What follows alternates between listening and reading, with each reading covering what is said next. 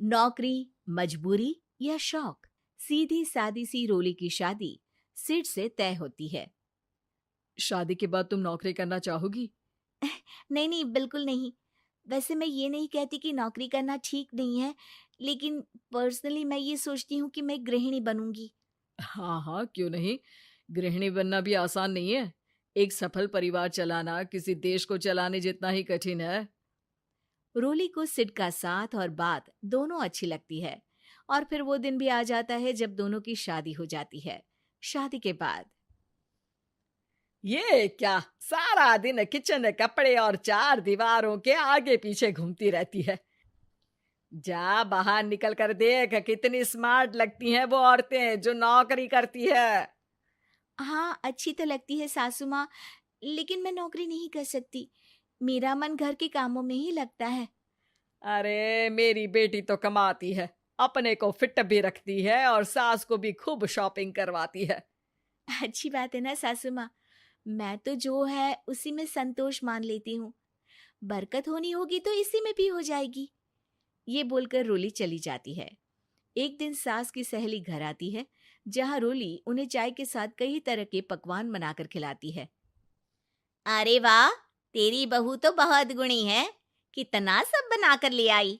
मेरी वाली तो ऑफिस से आकर 2 रोटी ही सेक दे तो समझो एहसान कर दिया। अरे ऐसा ना बोल। तेरे घर में 2 कार, 4 मंजिला मकान, और तेरे लिए जो वो अपने पैसे से साड़ी लाती है वो भी तो कितनी कीमती होती है। अरे मेरी वाली तो बस सारा दिन इन्हीं 2 कमरों को ताजमहल बनाने में लगी रहती है।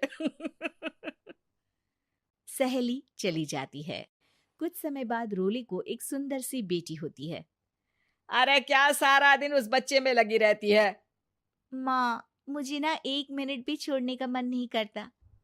देखिए ना, कितनी प्यारी है। मैं ना इस हर पल को एंजॉय करना चाहती हूँ। अरे हाँ हाँ, हमने भी बच्चे पाले हैं, हम भी जानते हैं कि कितने प्यारे होते हैं, और अपने बच्चे को बढ़ता हुआ देखना कितना अच्छा लगता है। लेकिन एक दिन अचानक और रोली, एक बहुत बड़ी घटना हो गई। एक शॉर्ट सर्किट से पूरी दुकान जल गई। ओह, अब अब क्या कुछ समझ में नहीं आ रहा कि कैसे घर चलेगा। घर की पूरी गाड़ी पटरी पर लाने के लिए कई साल लग जाएंगे, और वापस पहले जैसे होने में भी बहुत टाइम लग जाएगा। रोली रोली कुछ सोचती है, फिर अपने 3 महीने के बच्चे को देखती है और कहती है, आप कहें तो मैं नौकरी शुरू कर दूं? माँ मुन्नी को देख लेगी, फिर शाम को तो मैं घर आ ही जाऊंगी। सिड कुछ कहता उससे पहले ही उसकी सास वहां आ जाती है। अरे हाँ हाँ, अब भी तुझे नौकरी करने के लिए पूछना होगा। अरे घर पर इतनी बड़ी विपदा आ गई है, तू है कि बच्चे का मुंह देख रही है। अरे क्या मुझ पर भरोसा नहीं है? अरे नहीं नहीं माँ जी, ऐसा क्यों बोल रही हैं आप? फिर क्या था, सिड से पूछकर 3 महीने की बच्ची को रोली सास के पास छोड़कर चली जाती है। शाम को ऑफिस से आने पर अरे सारा दिन इसने तो चैन नहीं लेने दिया, बस गोदी में ले लेकर घूमती रही। हाथ दर्द हो रहा है। बहू को बहुत गिल्ट फील होता है, लेकिन जब वो घर की हालत देखती है तो चुप रह जाती है। ऑफिस में सहेली कहती है, अरे रोली, तेरी तो बच्ची छोटी है ना, कैसे मैनेज करती है? कैसे मतलब? घर पर रहती है वो अपनी दादी के साथ। ओ यार, कितनी अच्छी है तेरी सास। मेरी सास को जब पता चला कि मैं नौकरी ज्वाइन करने की सोच रही हूँ, वो तो सीधे अमेरिका चली गई मेरी ननद के पास। अच्छा, फिर तू कैसे मैनेज करती है? अरे मैंने तो फुल टाइम मेड रख ली है। ओहो, वो तो बड़ी महंगी होगी ना? हाँ यार, लेकिन कमाई भी तो हो रही है ना। यार, मैं तो कभी अपना बच्चा इनके मम्मी पापा के पास ना छोड़ू। प्यार दुलार में खराब कर देते हैं ये दादा दादी बच्चे को। नहीं नहीं, मुझे अपनी सास पर पूरा विश्वास है। जो मेरे पति को इतनी अच्छी शिक्षा के साथ बड़ा कर सकती हैं, वो मेरी बच्ची को कभी नहीं बिगाड़ेगी। खैर, रोली की इस सोच से उलट पड़ोसियों के बीच हाथ में बच्ची पकड़े रोली की सास कहती है, अरे क्या बताऊं, सारा दिन बहू बाहर रहती है। पहले अपने बच्चे पालो, फिर बच्चों के बच्चे। अरे अपना जीवन तो कुछ रहा ही नहीं। अरे नहाने भी जाती हूं ना तो इसे साथ रखती हूँ। कल को कहीं गिर गई या चोट लग गई तो बहू तो हमारी खाल उखाड़ लेगी ना। अरे ऐसा भी क्या डरना बहू से, नौकरी थोड़ी की है उसकी। अब क्या बताऊं, पढ़ी लिखी लड़कियां हैं आजकल की। चलो चलती हूँ, सब्जी बनाने का वक्त हो गया है। बच्चे आएंगे तो खाना तो बना मिले। सास ये बोलकर वहां से चली जाती है कि तभी रोली ऑफिस से घर पहुंचती है।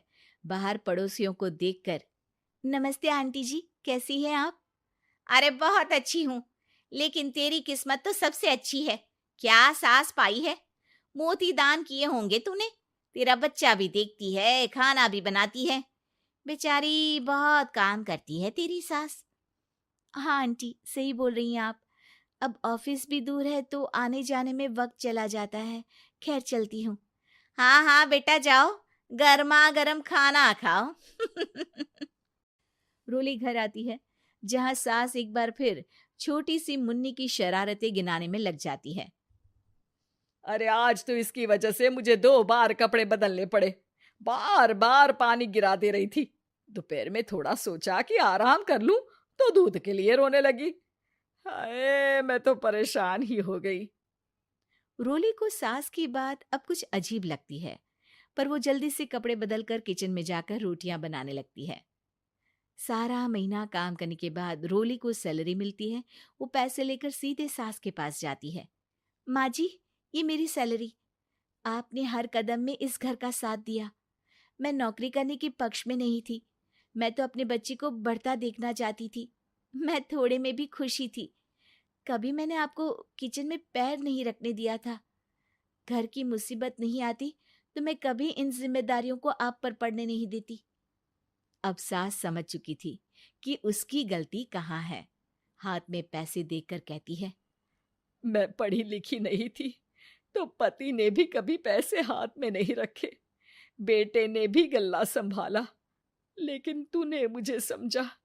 ये मेरा सम्मान है कि एक बहू होकर तूने पूरी सैलरी मेरे हाथ में रखी बेटा।